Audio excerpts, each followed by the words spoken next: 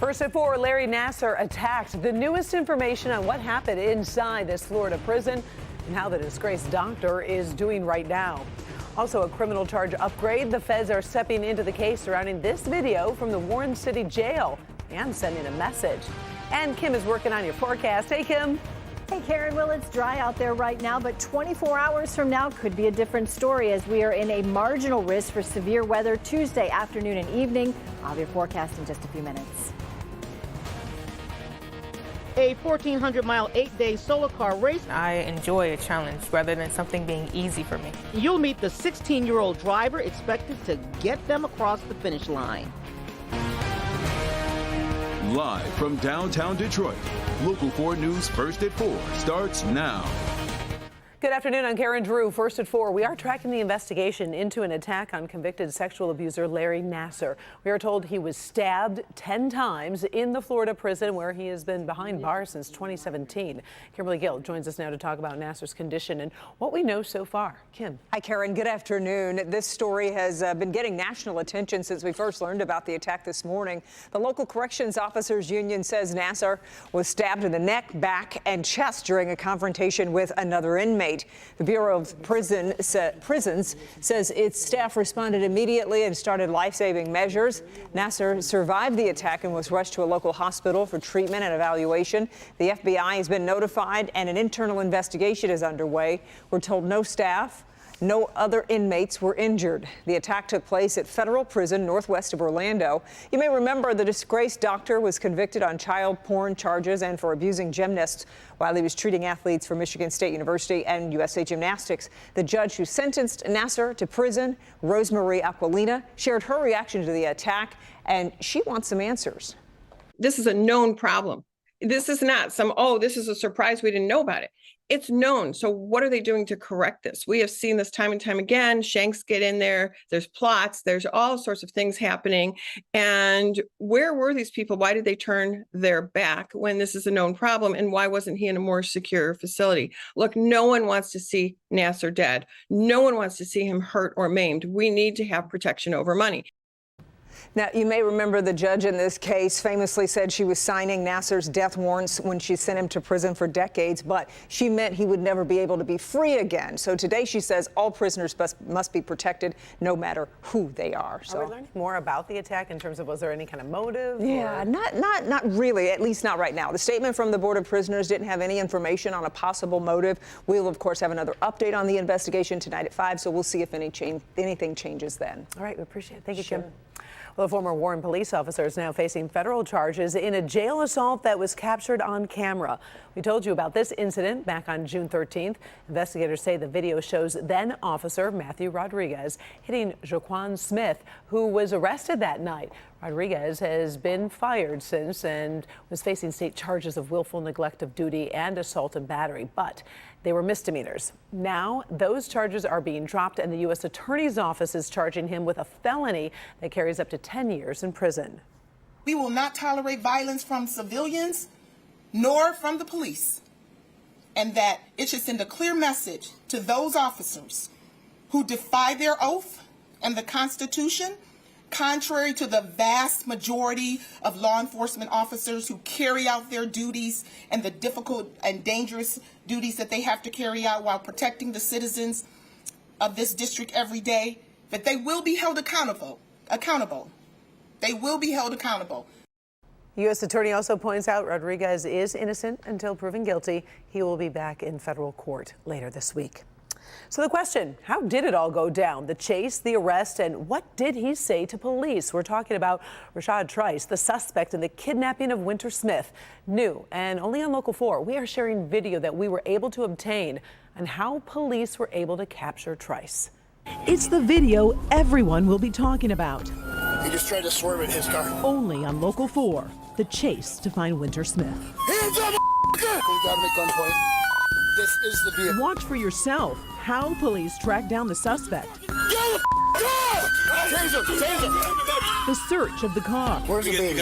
He's enlisted. Exclusive video, a Local 4 investigation tonight at 5.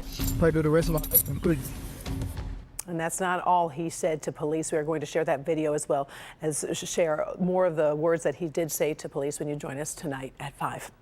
Well, the battle over Aretha Franklin's estate is front and center in an Oakland County courtroom today. In the past hour, attorneys started their opening statements in a dispute involving 2 handwritten wills left behind by the legendary Queen of Soul. One side fighting to have her 2010 will upheld and honored. The other side claiming an unofficial document dated 2014 be recognized as an updated will. Franklin had 4 sons, and the wills differ on some of the details of how her estate should be handled. The judge isn't allowing us to share video until court is over for the day, so we will have another update on Local 4 News at 5. Family, friends, and so many customers are remembering the life of an iconic Michigan matriarch this afternoon. Dorothy Zender, the co-founder of the Bavarian Inn in Frankenmuth, has died. She was born in Reese, Michigan, just 10 miles north of Frankenmuth, and spent most of her life as the face of a legendary family business that's kept growing over the years. Her family says they plan to remember Dorothy for the amazing woman she was and will honor her legacy to the community. Dorothy Zender was 101 years old.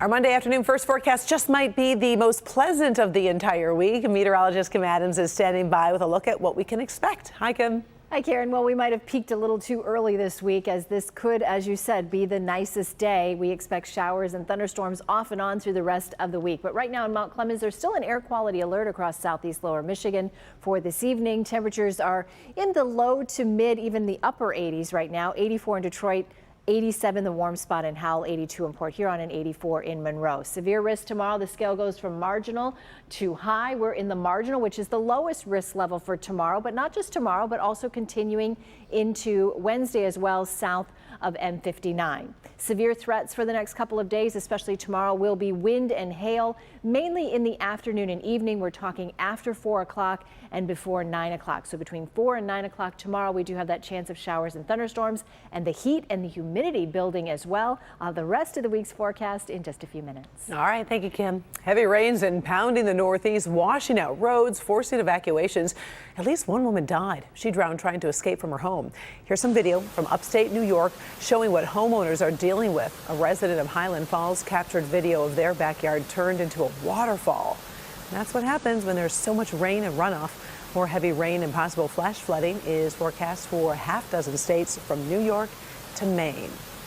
So forget soapbox derbies or go-karts. The group of super smart Detroit teenagers is racing into the future with the next generation of Hot Wheels. We're talking about a solar vehicle heading off on a 1,400-mile odyssey. Paula Tutman is catching up with them as they prepare to hit the road. Okay, so when I show you what these young folks are doing, you're going to go, what was that? Because it really is amazing. What it amounts to is they have built a vehicle. They are now going to race it, and this 16-year-old is actually going to be the driver. Here's the car, solar powered, student designed, built and engineered. We plan to go slow at first so that we won't run as much battery power as everybody else. And then when we need to, then we add more power onto the vehicle. The 30th annual Solar Car Challenge. The defending champions, 2 years running in their division. And I was specifically put into the mechatronics team where I got to work on the car hands-on. Students from Detroit taking part in the Heroes Alliance Solar Car Club, a nonprofit supporting the Genius Within Cooperative Learning Center, in which teenagers are turned into tacticians, mechanics, designers, and engineers. When it comes to this car, our wiring is very important. These vehicles will make a 1,400-mile trek from Fort Worth, Texas to Palmdale, California, and it's all solar powered. And there's 3 solar panels on each one, and we point them at the sun, and there's cords that come down the back and it charges up the battery for us. Well, a lot of the challenges is, one is the heat, and then be able to take on any mechanical breakdowns, battery strategy, because that's important in racing, because you got to know how fast the battery is charging down, how far you plan and how far the charging stations are ahead. So the car is only going maybe about 25 miles per hour. This morning, courtesy of Congresswoman Rashida Tlaib, part of the team received a special acknowledgement from the governor. This is stuff that 30-year-olds working for some of the major manufacturing or auto industry are doing, and they're doing it for fun. And then the Congresswoman got taken to school by these brilliant young people who speak the language of the future, which might be hard for some of us to understand, but thank goodness they know what they're talking about and doing, because they are literally driving us into the new frontier. Competition shows that you are able to have good sportsmanship, but it also shows that you can be put to a challenge, and I enjoy a challenge rather than something being easy for me. Gotta love it. How about that 16-year-old driver going 1,400 miles in a solar vehicle? Ah, yay, I've met him. He'll be just fine. So this is the Dunamis Outreach Ministries building. Lots of magic going on here. The kids head off for Texas tomorrow. Lots has to be done. The cars have to be inspected. And then the race actually starts on Sunday. I just got goosebumps. Good luck, guys. Bring home that trophy for a third year in a row. What do you say? Oh my gosh, I love it. Super cool story. All right, thanks, Paul. Appreciate it. Well, Prime Day now less than 11 hours away, but there are a few things that you need to remember before you fill your cart. A little later, how to avoid getting carried away by all that hype. But first, the intense manhunt for a murder suspect who's being called very dangerous. Plus, police say he's got skills that could help his life on the run. We'll explain next.